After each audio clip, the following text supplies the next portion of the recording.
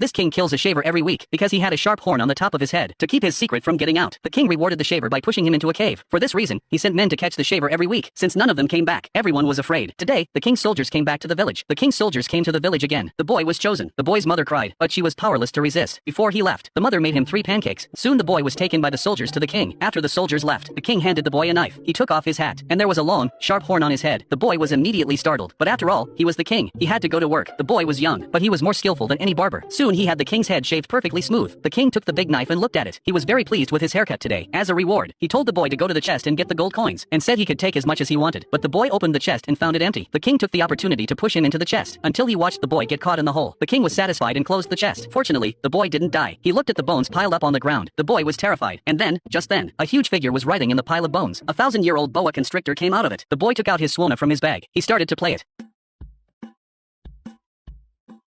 A beautiful melody. The boa constrictor couldn't help but twist and turn. In order to make the python send him away, the boy took out a piece of cake from his bag. The python ate it and found it very tasty, so he agreed to the boy's request to help him leave the cave. The boy said goodbye to the python and walked into the forest. But before he could walk a few steps, a hungry wolf came out of nowhere. In a moment of desperation, the boy climbed the tree behind him. In order to subdue the wolf, the boy played the oboe again. The wolf became softer and gentler. It danced to the music. The hungry wolf danced for hours. Finally, it couldn't dance any longer. He fell headfirst into a tree and knocked the boy down. The hungry wolf's stomach growled. The boy knew what to do, so the second piece of cake came in handy. After eating the pancake, the wolf no longer wanted to eat the boy, so he left the forest with the boy on his back. It was getting dark. There was a cabin not far away. He wanted to stay there for the night, but what he didn't know, that this was where the cannibalistic witch lived. To lure the boy in, the witch disguised herself as a kind woman. Then she welcomed him and warmly. As soon as the boy sat down, the witch cast a spell and put the boy in the pot. She was going to eat him. Before he died, the boy pleaded with the witch. He wanted to play his last song. Looking at the fat on the plate, the witch granted his request. The sham was played and the whole place was in a frenzy. Everything danced with the witch. They danced from evening until midnight. The witch was exhausted. She took off her magic cloak, and immediately she turned into an ugly witch. The boy slipped away, but the witch stopped him. The boy took out his last piece of cake and handed it to her. The witch removes her coat and gives it to the boy. The boy puts on the coat and becomes a 3-year-old. Before he knew it, the old witch pulled on it. The boy was back to his old self again. The old witch turned him inside out and put it on the boy. The boy becomes an 80-year-old man. This is a great treasure. The boy had a plan. He became an old man. He went to the king's castle. The guards stopped him. The old man explained. He was hired by the king to cut his hair. The guards took him to the king. The king gave the old man a dagger. He asked him to cut his own hair. After the haircut, the king did the same thing again. He told the old man to go to the chest and get the gold coins. The old man lifted the lid and shouted, "Why are you giving me so much gold and jewelry? I can't spend it all." When the king heard that, he immediately ran to check. The old man pushed the king inside, but the king grabbed the old man's beard. In the nick of time, the old man took off his magic clothes. The beard disappeared in an instant. The king was finally punished. He fell into a cave with no bottom. The soldiers outside the door heard something. They came quickly to check. The room was empty. The only thing inside was the empty, open chest. While the soldiers were checking it out, the boy sneaked out. He wore a magic cloak and became a child, and left the castle with a big strut. At the end of the story, the boy went back to his hometown, and from then on, people didn't have to be afraid anymore, because the king with the horns on his head, and he was a meal for the python.